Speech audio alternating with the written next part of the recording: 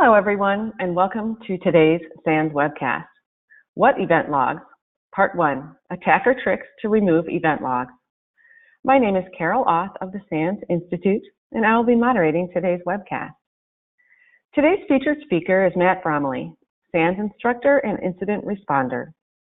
If during the webcast you have any questions for Matt, please enter them into the questions window located on the GoToWebinar interface at any time. Please note that this webcast is being recorded, and a copy of the slides and recording of this webcast will be available for viewing later today and can be found on the SANS registration page. And with that, I'd like to hand the webcast over to Matt. Awesome. Thanks, Carol, and good morning, afternoon, evening to everyone who's joined, depending on where you are in the world. I know a significant part of the U.S. is under some sort of a cold freeze right now, so if you're watching this from the warmth of a fireplace, I envy you. Right now it is a little warm where I'm at, but it's going to get very cold tonight. So I'm looking forward to being able to snuggle up and do some more event log research. In any event, thank you again for joining. The presentation I've got for everyone this morning is part 1 of a 2-part series where we're going to dig into the usage of event logs by attackers, and then how we as investigators or we as analysts can work around that. As to how we can work around the lack of evidence being there. And a lot of organizations that I work with have such a heavy dependency on Windows event logs as their sole source of visibility into their enterprise, where I kind of have to pose the question every time of, okay, what if I take your event logs away? What's next? You know, and we're going to talk about what some of those options look like. This is part 1. Part 2 will be in a week, same place, same time. And I will talk more about that as we get towards the end of the presentation. All right, so let's take a look at what we're going to be talking about today and some of the things that I'm going to cover. I'm going to first get into the basics of event logs. Now, if you're a seasoned investigator or a seasoned Windows system administrator, the basics may seem a little familiar, but it's important that we understand a couple things about Windows event logs in order to understand how the various attacker tools take advantage of them. Then we're going to get into some attacker techniques, some of the things that they're using to circumvent the usage of event logs. And then we're going to talk about how you as an organization, how you as an analyst can mitigate these. How can I get past these? How can I start to posture my enterprise to think beyond just Windows event logs? All right, so let's get into the basics. So again, some of this may seem very, very familiar to some seasoned analysts or system administrators. There's basically 2 parent categories of event logs, as I like to frame it. Anything prior to Vista falls into the first category to the left. Anything after Vista falls into the category to the right. Again, we're at 100,000 foot here. XP and Server 2003 maintains an EVT extension. There's really 3 main logs that will be on a system.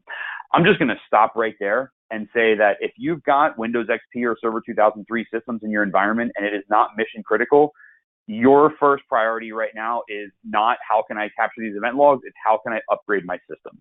I'm not going to spend a lot of time talking about the differences between these 2 formats. I'm going to focus on the modern event logs that are being used by the Vista Plus systems. So please note, if you can upgrade those systems, if you can't, and you find yourself doing analysis in these systems, and I ran into an XP system, 3 days ago, so they're definitely still out there. I'm not saying they don't exist. But my first recommendation is focus on upgrading if you can.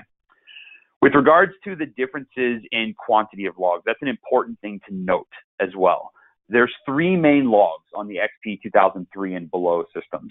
For Vista and above, there's dozens to potentially hundreds of logs. This system that I'm presenting on right now has 368 Windows event logs. Notice the path is different. The path is different. It's a dedicated storage folder. And then we get things like our built-in Windows logs. There still is a security log, an application log, and a system log. Those are the 3 core Windows logs, if you will. There's also unique applications, the unique services. You'll have a log for DHCP. You'll have a log for RDP. You'll have a log for Task Scheduler, for services, so on and so forth. You're also going to get third-party apps as well. If you've got a Lenovo machine, for example, Lenovo writes to event logs that are located in this directory. AV may write to this directory. If you are investigating a database system, Microsoft SQL Server will tap into this location as well. So it's not just the operating system by itself. You're going to get a lot of third-party data in this location as well. That is, and I'll talk about this in just a moment, but yet another reason why upgrading is key, because it just gives you more visibility. To focus on kind of some of the differences here, again, this is just a screenshot from my current system. Notice that the Vista Plus logs, they get extremely detailed. We get into things like RDMS, service buses, user experience, virtualization. There's a lot of things that you may not be utilizing as an investigator. You know, everyone's kind of standard go-to is the system log and the security log and things of that nature. But if I take those logs away from you and all of a sudden you find yourself looking at some of these auxiliary logs, you're going to see a lot more benefit in them, especially if you don't have the other data to pull from. The RDP logs, for example, are going to provide a lot of information that the security log may not be able to provide. We'll talk about that when we get to mitigation. Windows does have a native event viewer in. The reason I included this portion to the right of the screen is to take a look so you understand how Windows and how Microsoft separate these log types. Again, you've got your core Windows logs, if you will, and then everything else falls under applications and services. So again, the key takeaway here is note that Vista and above, you're going to have a much richer quantity and a higher population of logs. That's the set that you want to be going after because, hey, we want more evidence, right? As analysts, as investigators, as system administrators, as enterprise defenders, network defenders, I want as much data as I possibly can. Now, let's talk really quickly about how the event log service runs on a system. What exactly is happening under the hood? There is no event log.exe that runs and keeps track of everything that takes place. And this is where I say, this is where we need to understand the structure of how the event log service runs in order to understand the structure of how our attackers abuse and take advantage of these systems. So first here, I start at the service. I have an event log or a Windows event log service. Its name is really straightforward, event log, right? No surprises there. And it's associated with PID 1968. As I said, eventlog.exe does not exist. This is actually an instance of svc host.exe. There is an instance of svc host that is spawned in order to help manage and run the event log service. That's what's containing that particular data and controlling the access to those files. Notice linking across all of our PIDs here, the svc host instance that is loaded, then loads a DLL called wevtsvc.dll located inside of system32. That's actually what contains the code that's utilized to interact with, to write with, to to respond to these events and to make sure that they're recorded inside of our event logs. Believe it or not, if you go take a look at that DLL, if anyone goes and just runs strings on it, you're going to see a lot of templates for a lot of your event log messages. It's a really good information source. So again, we have a service. That service ties to the svc host executable. The svc host executable relies on the wevt svc DLL. Linking these two together here, we can actually link up and see what the command line looks like for that. The path is svc host, but the actual command, of course, we have our -k switch. By the way, if I've got any 508 alumni or any memory forensic alumni on watching the webcast right now, you know full well that if we see an svc host without that -k, we've got a problem. Refer to your blue posters, SANS alumni, in order to track that down. But tying this PID together, we can see the DLL, the full command that's run. So we have an idea of what we may be looking for. Now, this starts to feel a little bit, memory forensic-ish. We'll get there in just a moment. But for now, just note that there are some key qualities about the event log service that we need to understand. So because it's a process, because it is a particular service that has a DLL loaded, there's lots of other resources we can tap into as well to understand what's happening, to understand how our logs are being interacted with and how they're impacting our system. One of the first places you can do is load up a procmon, if you will, or load up a sysmon instance or whatever it is you may use to get granular detail. And you can see, do I have anything that ties these instances together? Sure enough, if I take a look at my system, I've got PID 1968, svc host.exe, interacting with a whole slew of WinEVT registry keys. This is definitely along the lines of what I would expect to see. Taking a look at some additional information, again, focusing on PID 1968, all I'm doing is just confirming what I know, is that there is a process that is intertwining itself and that is responsible for the event log for the event log service, for the event log handling, for the writing. Now, the goal of these past few slides was not to continually reiterate the point that an executable is responsible for event logs. It's to give everyone a few different options in order to track this information down. I am not expecting that you're able to right-click properties every single system on your enterprise. I understand that, some folks here are managing tens, if not hundreds of thousands of systems, and you need a faster way in order to track some of this down. If you've got that level of system granularity, you're able to look and see, okay, what processes a handle on my event logs? That's my event log service. That's my SVC host. We'll talk about doing this in a dead forensics manner in a little bit. But again, multiple ways on a live system to track down. Now, because it's a process, because it's a PID, we know that all processes have threads. Threads are the workhorses that actually make the things happen for us. This is going to be the most granular part of what's taking place here. The threads that are spawned in order to handle the writing, reading, whatever may be of these particular events. These are kind of the ones that are actually, doing the heavy lifting, for lack of a better term, for us. Keep this in mind. Don't forget, processes have threads, and threads are doing the work. We've got to keep that in mind. If you'll notice, I started at the very top. I started at a service name. I'm going to jump back here really quick. If you've got a lag on your screen, don't worry, it'll catch up in just a second here. Remember, I started at the very top, which is my event log service. I whittled it down to a process, to a PID, that PID to some of its or a DLL that's being loaded. I can whittle that down to the command line. I can look at the events taking place, and then I can get all the way down to the threads that are being run as well. So we're able to map out the entire event log process, if you will, or the event log service and its associated processes on my particular system. All right, now I've laid that groundwork. Keep this in mind, because this is going to be super important when we get to how attackers look at your system. By the way, if I've got anyone watching who's done some form of blue teaming and may not be too familiar with the red team side of things, understanding the processes and how they do what they do to this level of granularity is one of the key ways that attackers are successful in exploiting systems, is knowing all the different links in the chain and testing and prodding, seeing if one is weak. Can I remove it? Can I take it away? Can I stop it? What can I do? So we'll talk about that exploit in just a moment. But yes, make sure you understand how this is being written, how it interacts with your system. All right, with the basics out of the way, let's get to the part that I think everyone is super interested in actually seeing, which is how are attackers actually doing what they're doing. Now, I've pulled a handful of techniques that IMC used in the wild. And when I say used in the wild, I want to say all 4 of these were likely used, I want to say within the past, probably within the past 3 months. So we're not talking years. We're talking within the past 3 months, used by either extremely prolific, well-known threat groups.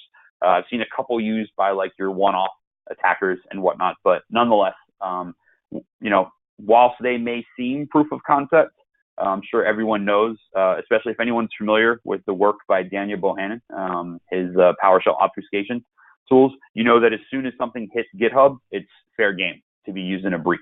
A lot of the APT groups are paying attention to some of the latest red team side projects and weaponizing them very, very quickly. So we are going to see, methods that our attackers are using. The first one, really straightforward. Just clear them. Just get them out of the way.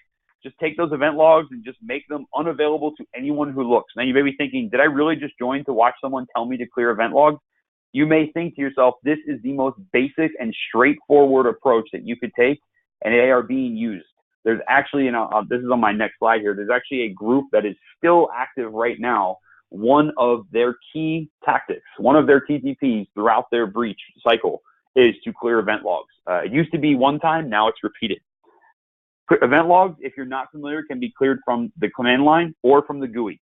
Important to note that it can be done from both, because it depends on what level of access your attacker has to a system. A couple screenshots here just to show you what that looks like. The WEVT util, if anyone here has done any sort of event log work before and you have not gone on the Windows command line, I encourage you to go check that tool out for 2 reasons. Number 1, command line always makes your life easier because you don't need a mouse anymore. And number 2, I guarantee you the attacker that's coming after your network is familiar with how to use that tool on the command line. So for free, built into Windows, get on their level and make sure you're familiar with what those commands mean. When we won't talk about process auditing today, but if you have an environment where you're doing some form of process auditing, or you're able to get insight into command arguments that are being issued, knowing what WEBT-util can do can help you answer questions a lot faster instead of hoping to get a copy of what the attacker had. So again, this is utilized by threat actors. There is one financially motivated group. If anyone here has worked financial cases or PFIs before, you may have come across the term raw POS, raw POS. FireEye Mandate refers to them as Spin 5.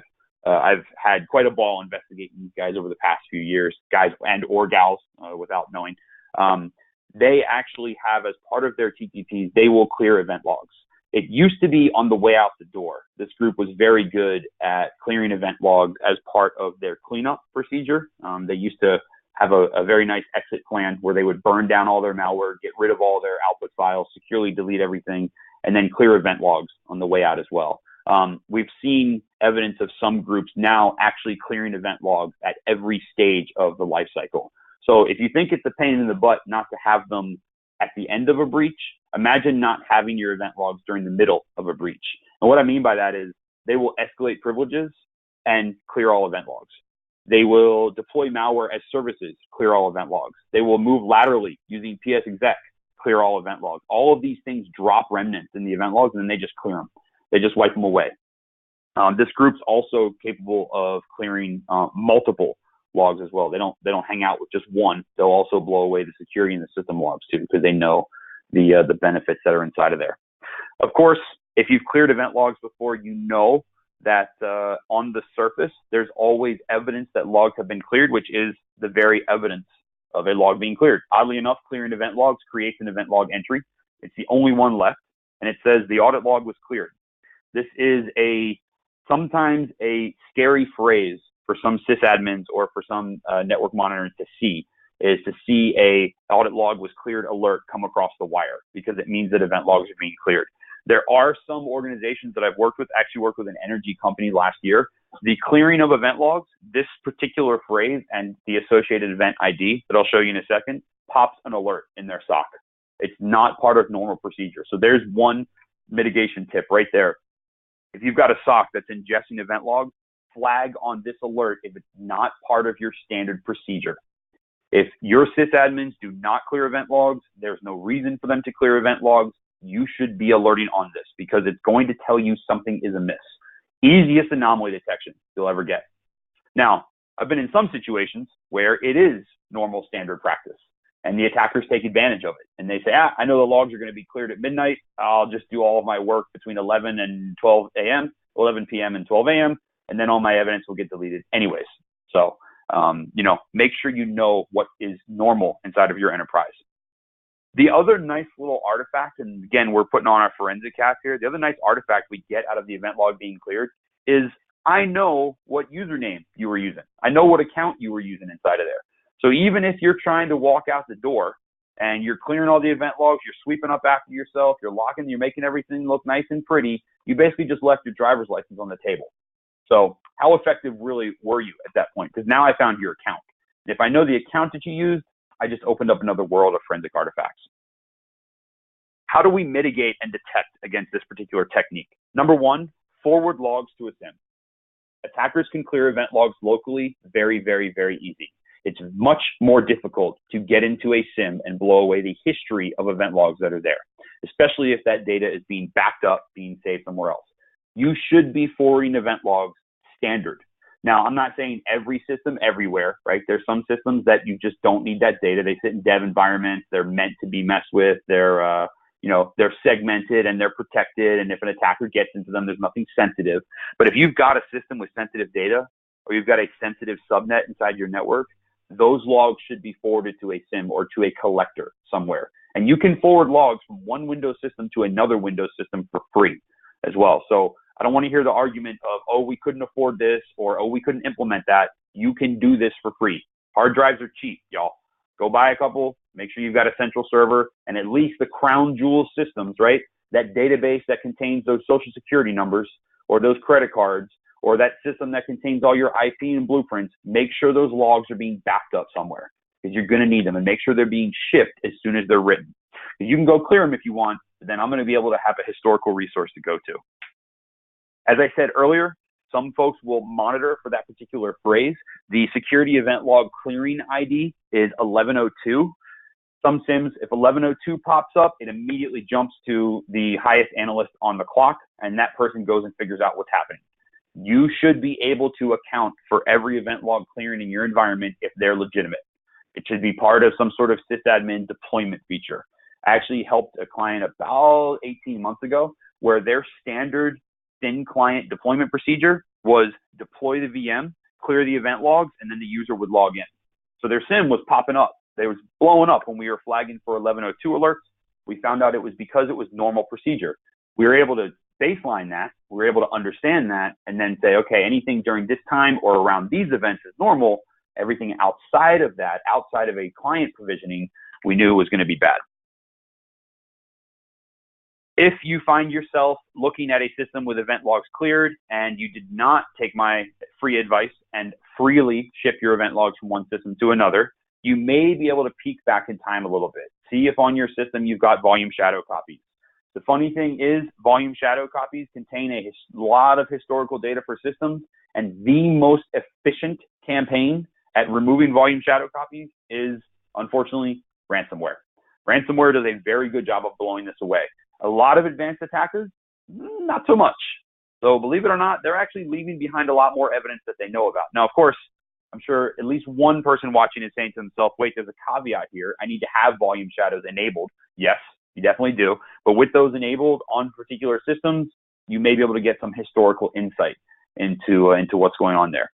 Again, you may have a volume shadow copy from 24 hours ago or 24 hours prior to the event log being cleared. So you're not going to get everything. You're not going to get the most relevant or potentially the most or the newest information, but it may give you something. Remember, event log clearing is not typically the first thing an attacker does.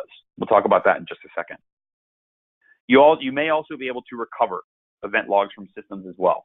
Again, it's a file. If it's deleted, if it's erased, that evidence may be thrown into unallocated. That evidence may be saved somewhere in the system. We may be able to capture a memory image and dig out those events out of it there. Remember, event logs are they're held in memory. Remember when we saw that screenshot from Procmon earlier, and we saw that our particular event log process had handles into all those event logs? If it's got a handle into the event log, then its data is in memory. So maybe gone from disk, but I may still have some remnants in memory there. And then last but not least, attackers will often clear one. They may clear security or they may clear system, but they don't clear, or at least they normally don't clear, task scheduler, remote desktop, services, DHCP, all those other pieces of information that may be useful to your investigation. I kind of contributed to the thought of, like, if I give you a puzzle that has 2 pieces, it's really easy to put together. If I give you the same puzzle, but it's 10 pieces, it takes a little bit longer to put together, but you can still, construct what took place and construct what happened. So that's where we want to utilize those additional event logs that you may see. Yet again, another reason to make sure you're running modern operating systems. You're getting that latest data. All right, let's talk about technique number 2. Technique number 2 is another really straightforward one. We're not even at the exploits or the fancy the fancy attacker tools just yet. And there are some attack groups out there who will just meddle with event log settings. There's some groups I've seen that just stop the event log service, which is funny. You've got enough privileges that you're able to stop the event log service, but there's a lot of artifacts left by stopping the event log service. But you know what? It doesn't record their particular information. Now, obviously, everything up to the stopping of event logs has been recorded. I suppose you could couple an event stopping with an event log clearing, and maybe you'll prevent other things from being stored if you continue working on the system.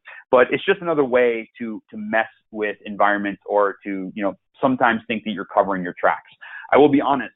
The I don't want to say attack group, but the attackers that I saw using this one, they were not using, 0-day and super advanced techniques. A, they didn't need to, and B, I don't think they understood the forensic implications of just disabling the event log service. Option 2 is to actually modify the event log settings. So you have to know that all these event logs that we looked at before, they're actually controlled via keys in the Windows registry. There's the path for you right there. If any red teamers want to hard code that in so that they can go and mess with these settings. And what do I mean by mess with settings? Well, here's what we've got inside the registry. Things like retention periods, things like the display name ID, the file name, the file itself. Notice there's another DLL we've got in here as well, WEVT API.DLL. That is also related to event log operations. But the two big ones here are the file name and the retention period. We could go mess with those a little bit, but believe it or not, I heard about this as a proof of concept last year, saw it with an attack group in last year as well, is actually change the event log size. What if I've got an event log that can handle up to 20 megs of data? What if I knock that size down to, I don't know, 10K, 100K, 256K, whatever the minimum may be? What if I go right down to the minimum and then I just flood it with events? I just completely pound the system with all different types of events to where the system can't maintain more than 3 seconds worth of history. How easy is it then to hide my activity? That's, of course, assuming log entries aren't being shipped off anywhere else. There is a link at the bottom of this slide, and this presentation will be made available afterwards. A few former colleagues of mine, Austin Baker and Jacob Christie, spoke at the SANS Deeper Summit last year and actually walked through this in their slides. And I was like, man, it's a really slick technique. And then I saw an attacker do it in October of this year. And number one, it confirmed or reaffirmed for me that attackers are watching our forensic presentations. And number two, I was like, man, this actually worked for them. They were able to blow away and wipe out a lot of events. There was no log forwarding in place, and they were able to lower the size, do all their activity, turn it back up. It seemed normal to the system admins, but forensically, there's a lot of stuff for us to recover there. How do we mitigate this? Again, if I've got logs being forwarded to a SIEM, I can look for gaps in stoppage. This is where a SIEM becomes super beneficial, because a SIEM is not just a log collector. It is something that I can base rules around as well. Not only can I forward logs to a SIEM, but I can also tell that SIEM, if my system stops forwarding logs, tell me. If I go for a period of 12 hours without receiving logs, tell me. I can start to wrap metrics around the actual receipt of logs. I'm not even looking at the content yet. I'm just thinking about the metrics there. If you're monitoring at the system level, look for things like the event log service being stopped. Again, going back to our registry key here, everyone who's working on forensics or done registry forensics knows that if I dig through and I change some of these registry values, I'm going to get some timestamps being updated. It seems very weird to me when I've got a registry hive that's 3 years old and my 2 event log max size settings are 4 days old. Everything else, dates back to system installation, but max size has been altered with. That's a really easy, hey, sysadmin, did you do this? Nope, I have no idea what you're talking about. All right, there we go. Maybe we figured out what our attackers are doing and how they're taking advantage of it. From a forensic point of view, if you're looking at a dead system or if you're looking at a memory image or a disk image, check that registry. Look for those timestamps. In memory, we can actually go and dump service information out as well. So this is actually output using volatility here. I can dump services from this particular memory image, and I should see the data that we see in here. I should see the binary path. There's my SVC host, my -K, my local service network restricted, the options and parameters I would expect to see. I've got a process ID of 820. We'll come back to that 820 in just a few minutes. But notice my service name for event log, my Windows event log, and notice that the service was running at the time of memory capture. This service should always be running. If event log service is disabled, you as an investigator need to find out why. Something is wrong there. Normal forensic analysts do not disable event logs to image a system. So if that service is disabled, go figure out why. All right, let's get into the fun stuff now. Let's talk about 2 techniques that start to get into attacker tool sets and things that have been used in the wild in order to wreak some havoc here. The first one we're going to take a look at is event log editing with Mimikatz. Now, when everyone thinks Mimikatz, they think credential harvesting, password dumping. Oh my gosh, my domain is compromised, tickets, hashes, so on and so forth. Well, Mimikatz has had in it for a little while the ability to also mess with event logs as well. And if you take a look, Mimikatz luckily is open source. You can go look at the code, but Mimikatz is doing some of the same interaction with the EVT SVC DLL, and it's patching that event. We're going to talk about that patch in just a second. Mimikatz, very straightforward. Elevate your privileges to debug, and then we can get 2 options for event log editing. We can drop event logs, or we can clear the logs. Let's walk through the clearing stage first. Notice here's our 2 options inside of Mimikatz. Mimikatz Clear I start out with a system event log that has about 2,500 or 2,552 entries inside of it. I can run Mimikatz clear, or sorry, event clear. And event clear comes back and says, I went ahead and wiped away the security event log for you. But because all it did was clear the log, I get that one message left. I get that this log has been cleared once again. So I get that one event left. What did I do in this case? Anything different from just right-clicking and clearing the event log? At this point, no. I've got that one entry left. Didn't really do much different for myself. However, this is where the beauty of Mimikatz comes in. Now let's bring in that drop command. So now I'm taking a look at that same event log. There's my one entry remaining in there, right? There's my audit success. Let's go ahead and run Mimikatz event drop. What the event drop does inside of Mimikatz is it actually patches the event log service, and it prevents the event log service from writing any additional event logs. Let me reiterate that again for the blue teamers on here and the red teamers who haven't used this functionality yet. By using Mimikatz, I just stopped the event logs from writing. I didn't blue screen. I didn't get any critical Microsoft errors saying something is not right here. I didn't go dig into my services, but Mimikatz applied a patch to the event log service. And now I can go through and clear my event logs. Notice that bottom portion there, event clear. My event logs have been cleared. It successfully wiped away one event. It pulled the population and saw that there was 0 left. I just performed activity against a system. That activity by default creates an event log entry. However, with this Mimikatz patch in place, that entry is no longer created. I just introduced a scenario where event logs are now ceasing to exist when it comes to this investigation. They're not there. I don't even have evidence of them being cleared. Now, some of you may be arguing, Matt, if I open a system and the system is 3 years old and the security event log is 0 entries, they were obviously cleared. You're right. I won't disagree with you there. But if I've got the ability to interact with a system and I've got the privileges to interact with a system to the point where I could disable event logs from being written, what other privileges do I have inside of your domain? That's why Mimikatz is often a tool that should immediately make the hairs on the back of your neck stand up to think, oh my gosh, what else do they have access to? This is actually a really slick little patch because, again, it's interacting with the event log service.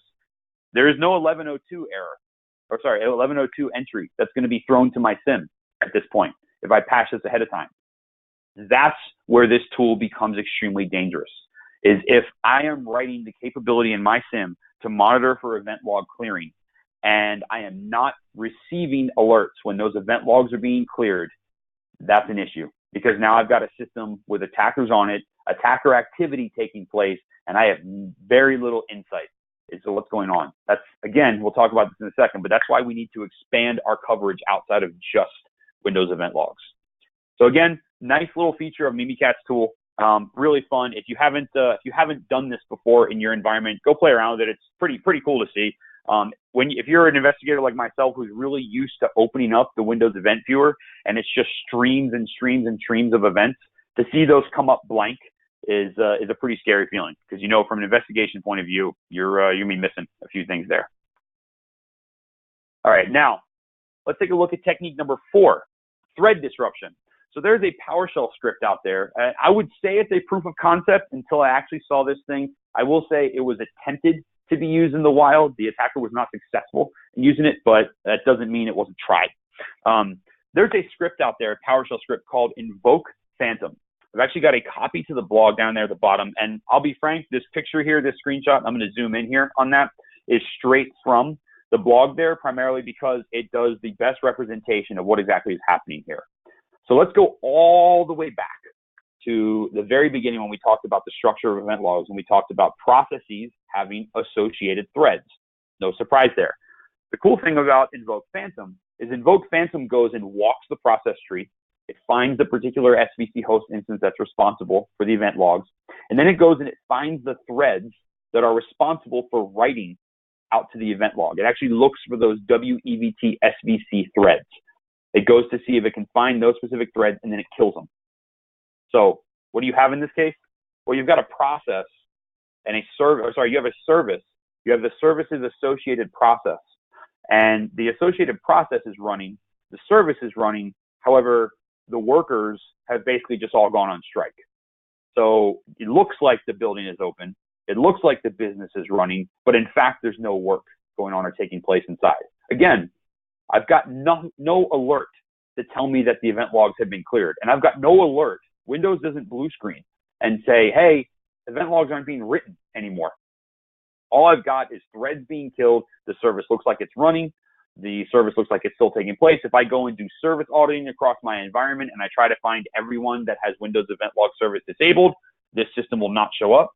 If I go do forensics and pull a memory image, the service will still show as running in this particular case. So what do I do here? I've got event logs that don't write anymore.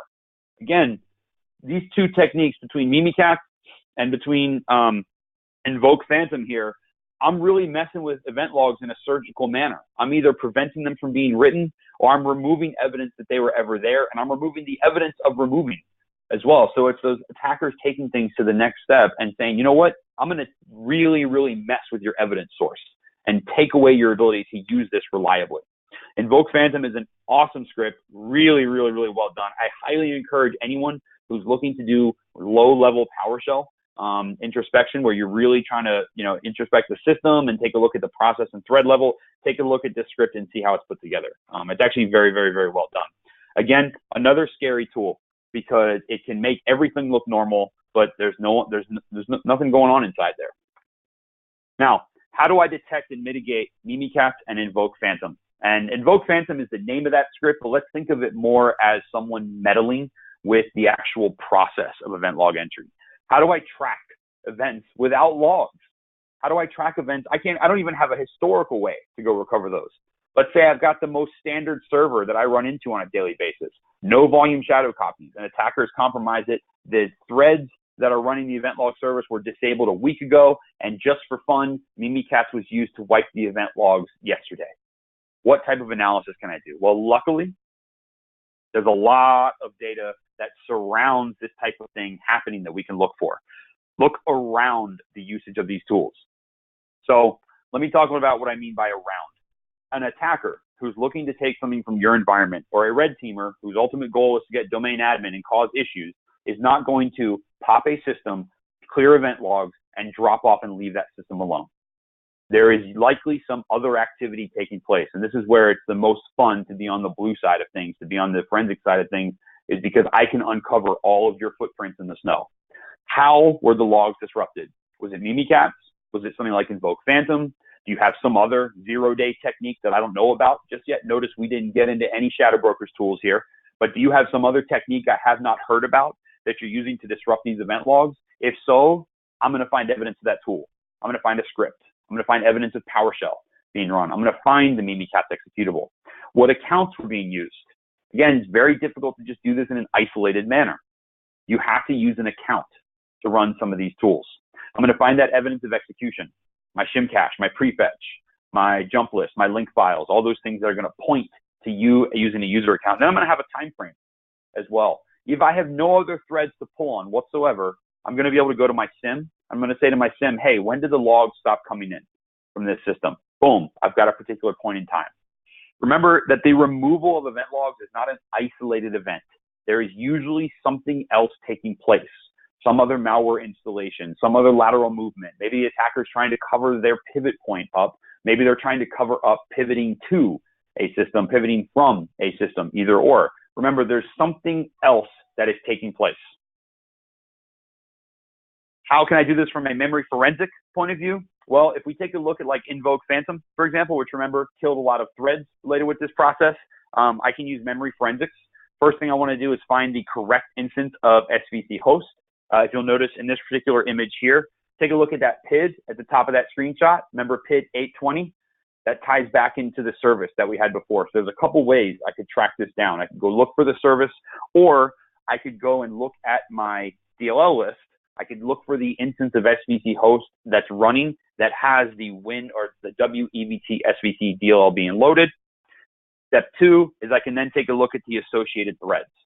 So I can look to see the threads that are tied to the writing of this event log. So I can get back to that same exact granular level that Invoke Phantom was existing at as well. And then I can inspect those threads a little bit. Now, Some of you may be saying, from a memory forensic point of view, what are the chances that I'm going to get a memory dump right next to the time when Invoke Phantom was run?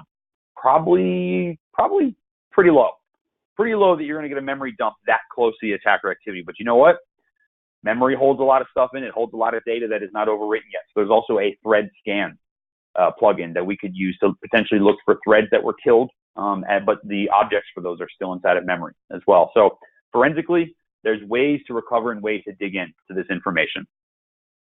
All right, with a little bit of time left here, let's look ahead and say, all right, I've looked at a few different scenarios now where event logs can be taken out of my grasp. How can I move ahead in my enterprise and make sure that that is a problem that I will run into as few times as possible? One of the first things you can do, again, upgrade your operating systems. I cannot say the number of times I run into an environment, I ask for event logs, and the response is, oh, that whole subnet is XP or Server 2003. My expectation of hundreds just went to an expectation of 3. Again, attackers seldom clear them all, so the more logs I can use, the more logs I have, the more visibility I'm going to get. Another possibility here, ship your logs someplace else. I've talked at length about the use of a SIEM already. Get those logs ingested into some other system, but then don't just focus on the collection of logs. Don't just look for those 4624 and 4672 combination events, right? Don't try to match the 4624 and 4625 and you're trying to profile, account activity. Do more than look for IPs during non-standard business hours. Actually focus on the metrics of the systems shipping the logs. Remember I said in the very beginning, if you had to wrap around a handful of systems in your environment that it needs to be the most important data you've got, here's a good metric for a SIEM. The database systems that hold my crown jewels should never stop shipping logs. The development environment that houses my billion-dollar blueprints or my billion-dollar IP should never stop shipping logs. Those are good alerts to look for in your SIEM. Look for those anomalies as well. A system that was reporting yesterday but is not reporting today. I would make a fair bet that if you've got a good SIEM in place and you're ingesting multiple logs, when you get an event log missing entry error thrown, you're going to have another entry somewhere else for like an AV instance or PowerShell or whatever it may have been. Other approaches, let's just get back to good old-fashioned forensics. I talked earlier about what else happened around the time frame. What types of users were logged into the system? What do my registry keys show me? What do my NTUser.dat show me? How about interactive sessions? Remember, we ran Invoke Phantom as a PowerShell script. We ran Mimikatz as the actual Mimikatz executable. Both of those required an interactive session. If you're just getting started in analysis, let me tell you one thing that's going to make or break a lot of cases. Interactively logged into a system versus connected over the wire through a command prompt generate significantly different artifacts.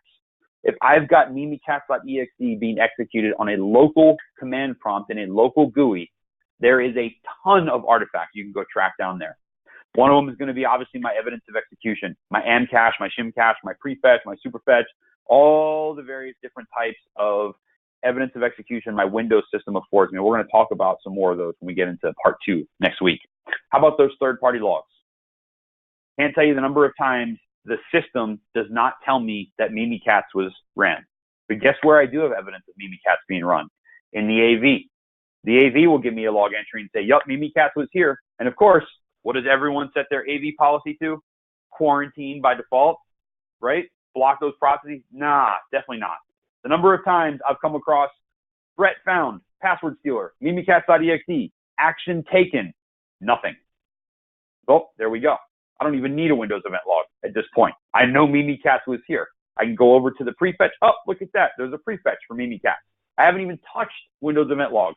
And I know that at a minimum, credentials were likely harvested. So see how we can kind of work around the necessity of those Windows event logs. If you've got images, bust out those memory images. The closer you are to the breach, the more you're going to find. Again, if you're close enough, you may actually find evidence of the command history. You may find script segments. You may find pieces of Mimikatz, pieces of Invoke Phantom, pieces of that malware that the attackers are running. The other thing too is, you know what? Event logs, because they have open handles and they are actually loaded into memory with the expectation they're going to be read from and written to, they're going to have artifacts in memory as well. So you might be able to recover a lot more than you think. This is where you want to get out those volatility or those recall plugins, bust out bulk extractor, bust out the Python EVTX library, and really start to dig through that memory image and look for evidence of what's happened here. You know what? What's that old red team saying that a lot of folks say is, all I need is one system. You know what? All I need is one event log entry, and I can find out a lot about who you are. So maybe I'll find that one in memory.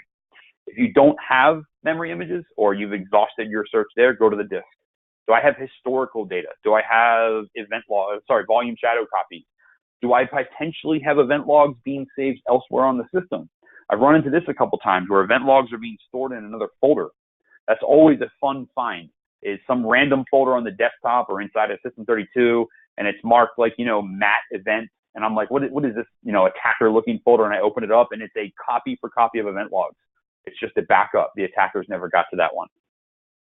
Here's another thing I want to identify for everyone as well. When I talk about artifacts around a particular event, this is MITRE's attack matrix. If you're not familiar with this and you're on the blue or red team side, do me a favor and just Google Attack Matrix 2018, and you will find enough reading for the rest of the year in order to talk about what this matrix is. But it's basically the different types of steps attackers will take inside of an environment and the various ways that they may perform that, the various ways that they may do that. And I'm sure if you haven't seen this graph before, you can just quickly walk through the different categories there. Let me show you something cool about event log clearing. That is event log clearing. Indicator removal from host. Now, you could probably expand a couple more of these. You may have something, like indicator removal from tools or, disabling security tools or things like that. But for the most part, clearing of event logs is a couple boxes in this entire matrix. So don't ever, ever, ever utter the phrase, the event logs are not there, therefore I can't do this investigation. Because you have all those other artifacts to take a look at. You've got other host-based information. You've got network traffic. Hopefully you're collecting network traffic. You've got logs from other systems. If I'm moving to a system, that means I had to come from a system. If I've got one pivot point, that means I'm coming into the environment. There are multiple places you can look. Do not get held up by this one particular artifact. There's tons of other places to go. All right, and with that, that brings me to the end of today's presentation. Again, everyone, this was part one in part one of a two-part series. Next week, we're going to take the discussion of missing event logs even further and talk about how I can use the lack of event logs and how I can use these other system artifacts to find evidence of lateral movement within an environment. There's a registration link available, but with that, thank you all again for joining me. I appreciate it. Carol, I will hand it back to you to see if there's any questions. All right, thanks, Matt, for that great presentation. We do have some questions ready for the Q&A. However, if anyone has a question for Matt, please enter it into the questions window now. Our first question, Matt, it came in at about 9 o'clock. It says, is that a capture screen from Volatility? And if you're not sure what they're referencing, we can... I can say that all of the command line screenshots, and I think I know which one they're referring to, but all of the command line screenshots that are in this presentation, yes, were from Volatility, minus obviously the Mimikatz ones. But I think this is the one that they're referring to, Carolyn. And to the attendee, if this is the one you're referring to, yes, this is a Volatility screenshot, the SVC scan plugin. Yes, they verified that is the one. Thank you. Perfect. No problem. The next question is, can you undo that patch so event logs start working again? The Mimikatz, I'm assuming that question's referring to the Mimikatz patch. To the best of my knowledge, that's actually a point in time thing that takes place. So if you were to restart, and again, I haven't tested this thoroughly. I know it's a point in time change that takes place. But to the best of my knowledge, if you restart the system, if the system goes through a reboot or potentially if the service goes through a restart itself, it actually may reload fully and correctly. I don't believe it is a hard-coded patch that alters the state of event logs forever. However, I will ask attendees not to hold me on that.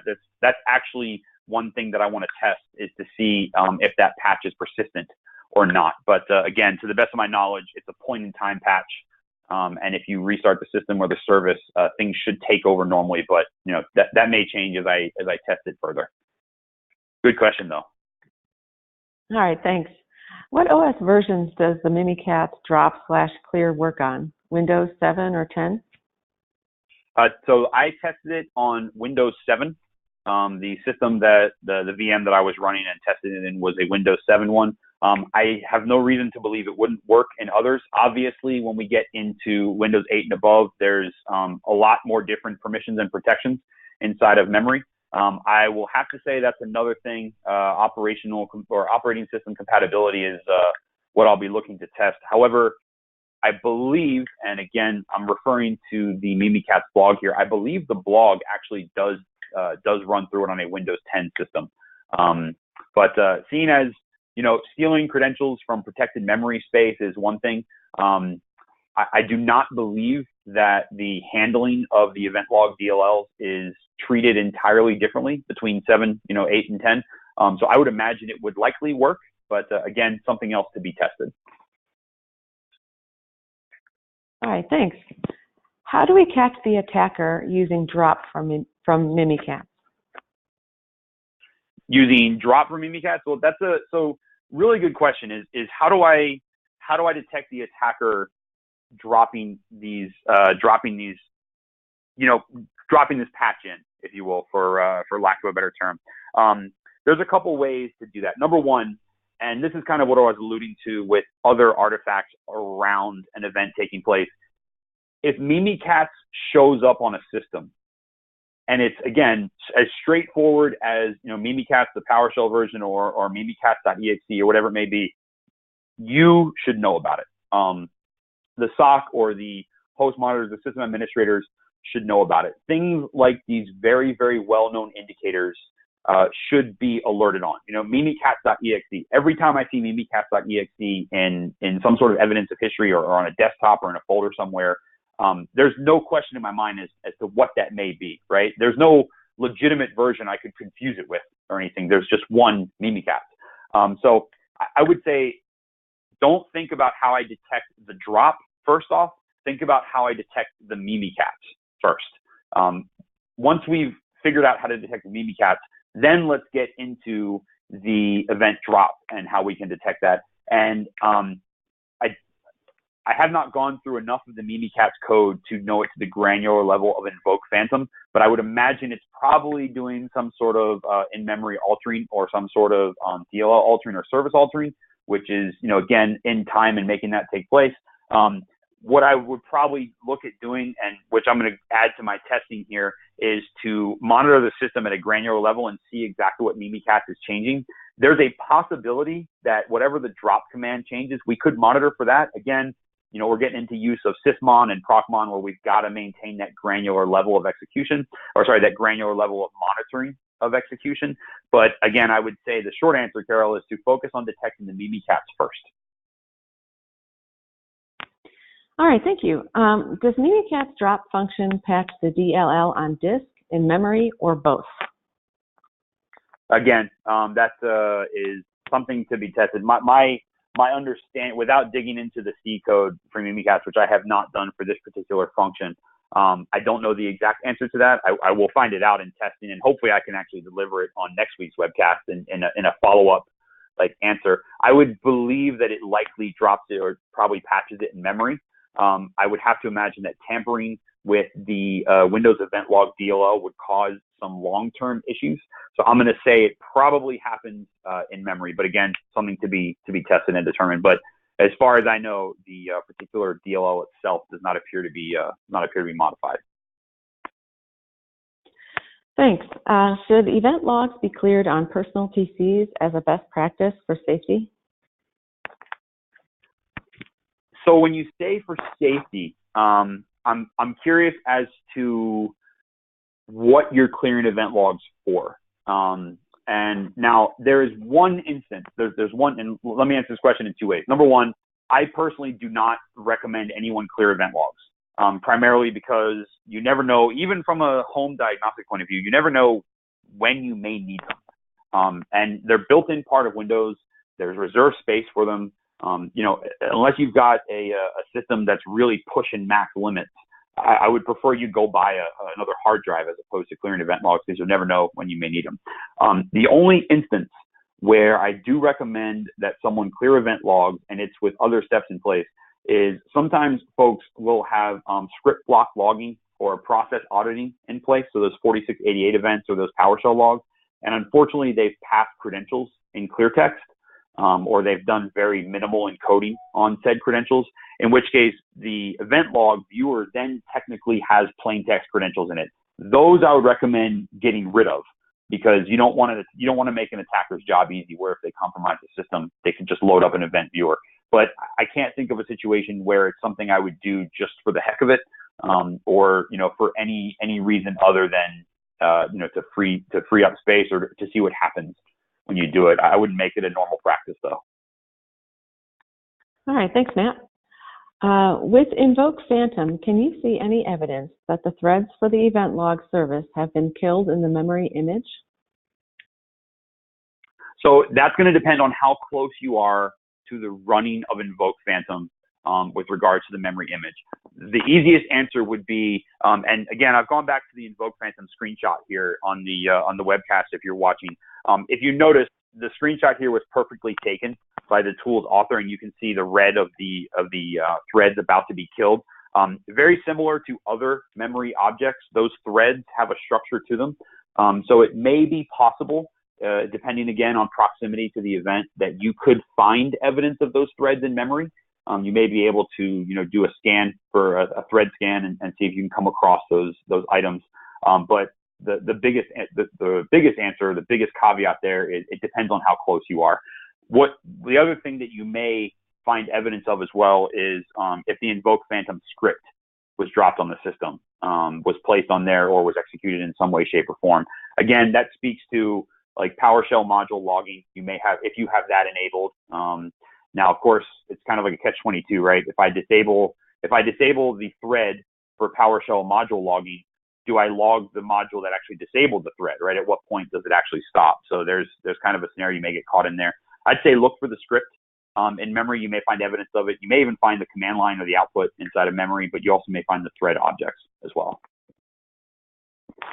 Matt, someone asks if you can display the registry key again. I'm not sure if you've done that Sure. already, but I will jump back to that really quick.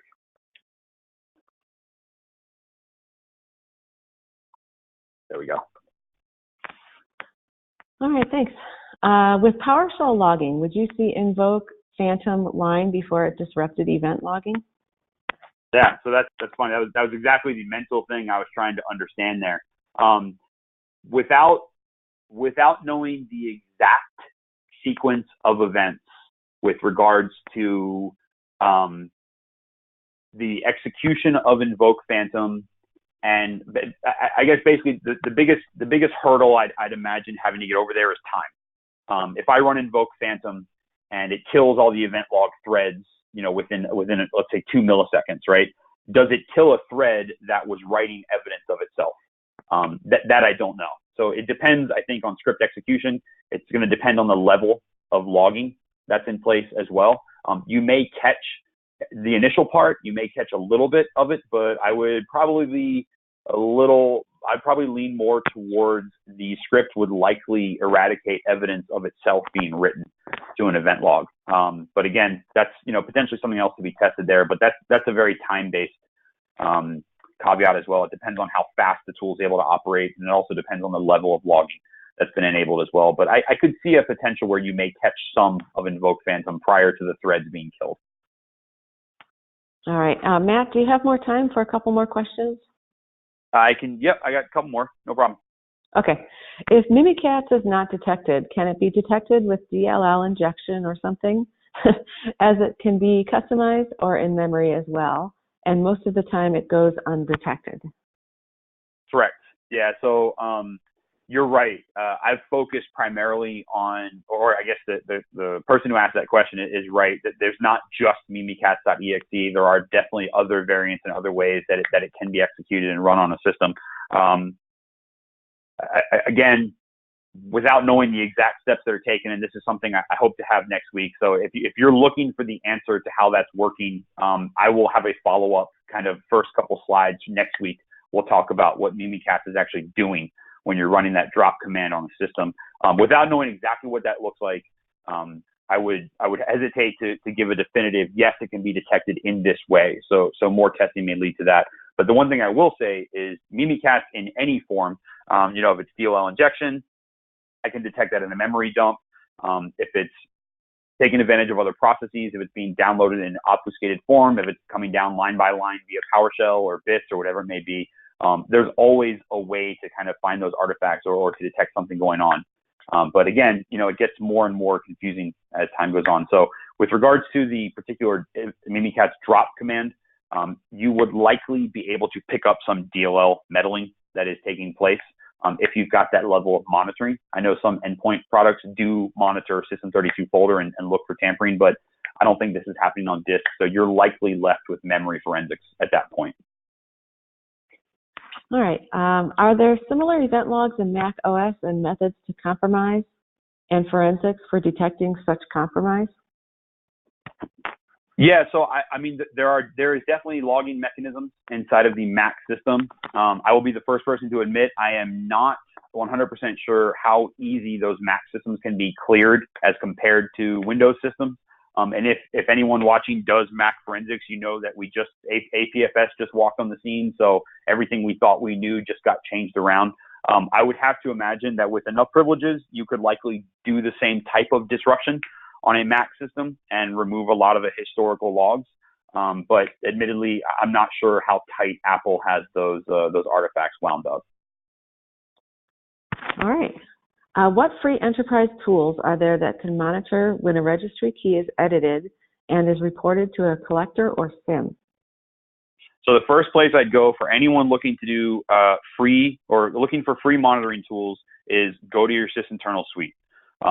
Look for things like Sysmon. There's a lot of reference to this, and it's quite frankly one of the best setups out there. If anyone's familiar with the Swift on Security Twitter account, that account that individual has published a Sysmon configuration that's one of the most useful out there. That is a tool that you can use to get granular level monitoring of a system. A lot of the screenshots that I were showing were from Process Monitor and Process Explorer. I would not recommend ingesting all of that data all the time because you'll fill up all those nice new hard drives very, very quickly. What I would do instead is say, there are free monitoring tools out there. Sysinternals is the first place I would go because it allows for awesome data collection and easy forwarding as well. Remember, you've got built-in event logs that you can also forward. You don't need to go and buy a sensor or a forwarder. They can handle it and do it by default. Go take a look at Microsoft Windows event collections and whatnot. That's a free tool that you can use. You can ingest those into free SIMs if you want. And by free SIM, I really mean like a free aggregator, like an ElkStack or a free tier Splunk or something like that. And you can get kind of a little bit of visibility there. And for a lot of shops that are just starting out, maybe don't have much funds, I'll revert back to my previous advice, which is, you know what, if you can't afford to turn on logging everywhere, understand you've got to get money and funds and resources to be able to do that. I would go to the data that matters first.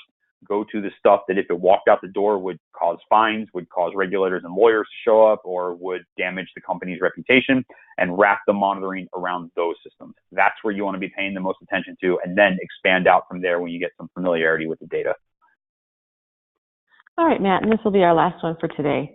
What's the best way to scale collecting event logs from every endpoint, preferably on a budget? Or are there certain event log types we should just be collecting?